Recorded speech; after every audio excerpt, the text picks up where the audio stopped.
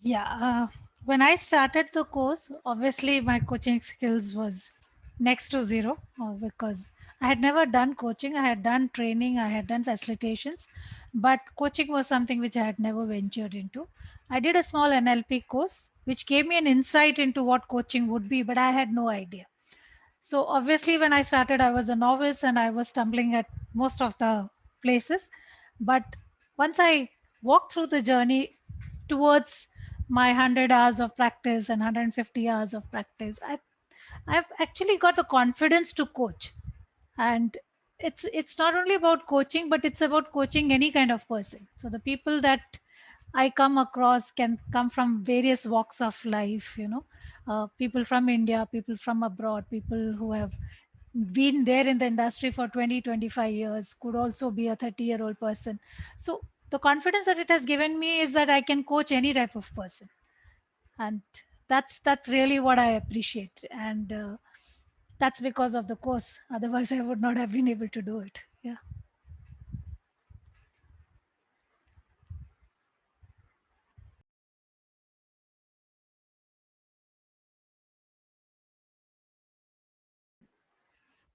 Yeah, so when I joined Coacharya, I had done my due diligence. Obviously, I had compared it with various courses being offered by coach training institutes, and I picked up Coacharya basically because I liked the way they were blending the East and West, and they spoke about the blend between the East and West.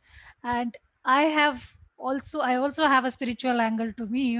I have been reading books, and obviously that's where it clicked. And when I looked through the courses, the course that I opted for was ontology based, coaching. And that also because I have a small, experience way back in ontology. And I knew that it had done wonders for me at that point of time. So that prompted me to opt for the ontology based coaching, uh, you know, and that's why I landed up at Coacharya. And specifically, I chose this course because I had an idea what it can do. And what it did was, it actually not only taught me the competencies that I required for becoming a coach, but also it took me in greater depths into those competencies. Competencies, I mean, every coaching institute does teach, but the depth and the level at which it was taught was at a very different level, and that's what made the whole difference.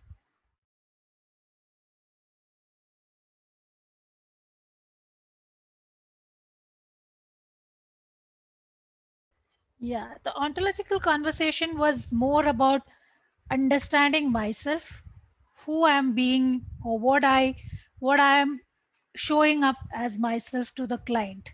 And that was a very, very deep and powerful influence on me because when I started, I mean, throughout my career, 25 years, I have been a leader. I have been, a performer. So everything that I did was more of solution oriented. And in coaching, being solution oriented really doesn't work. So initially, I used to show up as trying to make the client understand, or maybe, very subtly trying to point out where, in what direction they should move. And that's what I realized I shouldn't be doing. For me, the best thing that ontology taught me, or, the course taught me, was to be comfortable in not knowing, to understand the client from their perspective as to what they are saying, as to what they're not saying, which is also important, and also to understand the client from a perspective of what they want actually, which they themselves at times are not very clear, but even to understand that. So the whole idea about, I think, what changed for me in coaching was, it was not about myself, it was more about the client. It's about understanding the client at a very, very deep level. So invariably it ended up in my listening improving, because earlier I used to, I mean, in my earlier practice, I used to interrupt a lot. That stopped because I realized that I need to pause and I need to stop for the client to express themselves. So the conversations around ontology helped me to find myself and also to understand the client at a very, very different level. And that's what I think it has happened.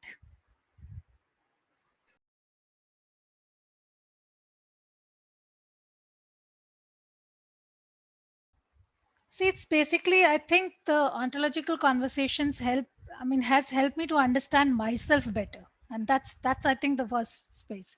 How I listen to people, how I mean, even allow people to come up in my conversations. And that's so important because in my allowing is where they should really show up. The second thing is to understand them from their perspective as to a lot of things are unsaid in the conversation. It's not that the client opens up 100%. They don't. And they will only open up when they feel it's safe, comfortable to open up. So to provide that space also is so critical. And these conversations, in terms of understanding, even in terms of not speaking, just being there, holding that space, I think that's what ontology has opened me to.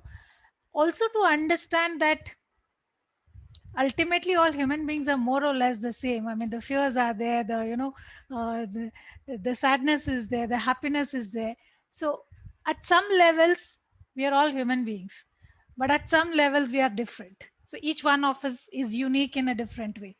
So what ontological way of coaching has helped me to understand is the uniqueness of the person, to find out the uniqueness of this person, what is stopping this person from moving into where he or she wants to move. And that's the crux of coaching. So the coaching is all about understanding that person and helping, not in the say that we are giving an advice, but in making him move towards where he wants to move. And that comes through reflections, that comes through sharing, that comes through understanding them, acknowledging, and all that is part of the journey.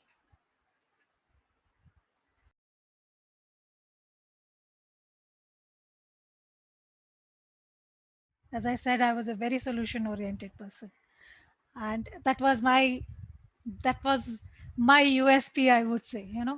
Everywhere I would be offering solutions, and I realized coaching is not about solutioning at all. It's all about being very comfortable in not knowing, in that uncertainty, not even getting result oriented. I mean, that's one thing that has changed in my life. Another thing I would say is, I'm basically a very kind of a restless person. I mean, I like to do multitasking, and coaching taught me that multitasking is not the way. The focus that you need to bring, the presence that you need to bring about in the coaching conversation, you have to actually discard all other thoughts and be focused entirely on the client itself. And that was a huge change personally in me. So now I've become more comfortable in focusing on one thing at a time. I'm more comfortable in, you know, not knowing a lot of stuff, which was not the case earlier.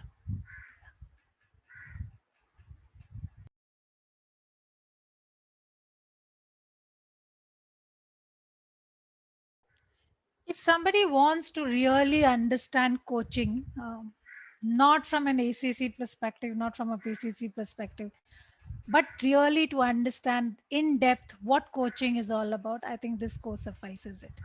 Because I don't think uh, the trainers really taught us at the ACC level or at the PCC level, but they taught us what coaching is all about.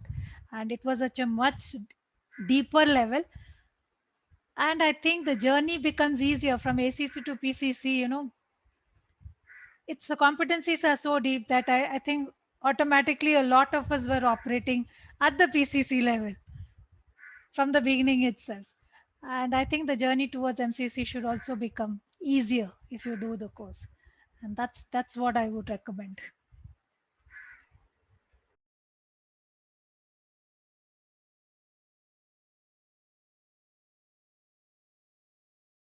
Oh, both of them were awesome. Both Tracy and Rivan. Uh, both brought a lot of different skill sets, which combined together worked wonders for our entire cohort. Uh, Revan brought the ontological experience, his experience from his Navy background, his experience in training into it, which was so focused, and it's helped us to really understand in depth about coaching. And Tracy brought about the softer aspects, her meditations, she would start each class with the meditation, and that really took us in depth. Her understanding of the person, the sensations, how emotions, that was at a very different level. So I think both faculties individually had their USPs, and together they complemented each other brilliantly.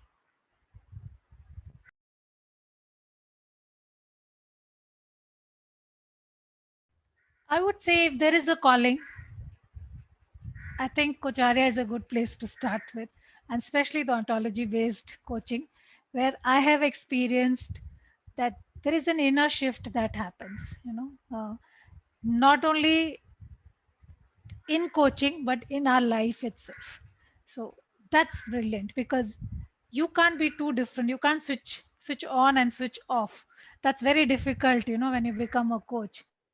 So whatever changes that's happening in your life, that also starts getting reflected in your coaching sessions. And that's, I guess, what makes the entire training so powerful, that it influences you at a very, very deep level. So I would Yeah. recommend anyone who wants to do this, I mean, to go with the ontology based, coaching sessions and experience coaching at a very different level altogether.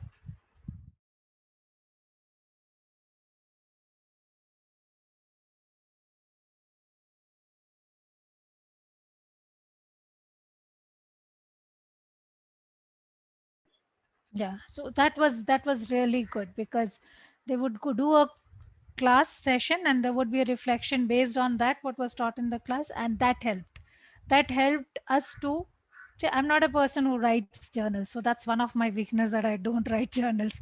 So for me, the reflections personally was an attempt to really capture my thought process and put it on paper, and have that as a backlog, because when you look at those, I mean, even 2 days back I was reading through those, and that helped me. So I feel the reflections is really a good exercise, especially for people who don't have this journaling as a habit. For somebody who's journaling on a daily, basis, for they may not find it, but for me it was really useful. Yes. Yeah.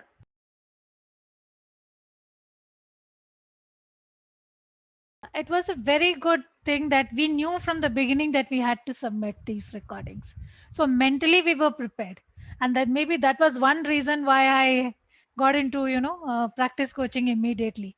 And I made it a point to record most of my, conversations as a habit. It's not that, I would uh, decide which one to do and which one not to do. So recording became a habit. So I was not very conscious of it when recording, because that's something which I did in most of it. And whenever the recording had to be submitted, I obviously had a choice of 3 or 4 good recordings, which was already there in my kitty. I just had to transcribe it, go through it, and then submit it. So at least I was never under a pressure of submitting a recording, because I had enough with me, and I all I had to do was to choose. And the very fact that that transcription and then listening back and then analyzing, that's a very good exercise, because normally I do plan to do it, but it's very difficult to find time to go back and listen to all the recordings. But the very fact that I had to submit it, I had to do it, and that made those points very, very clear, where I had made mistakes, where I could have improved. So I think one submissions every 30 hours is a great thing, and there's a lot of value add to it. Add to it the mentor feedback.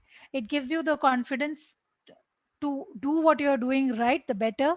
And if you're not doing right something, that also came up in the mentoring sessions very well, so that you could always improve upon it for the next session. So I think it's a very good idea to do this, and the frequency is not too much or not too little. I think it's just right.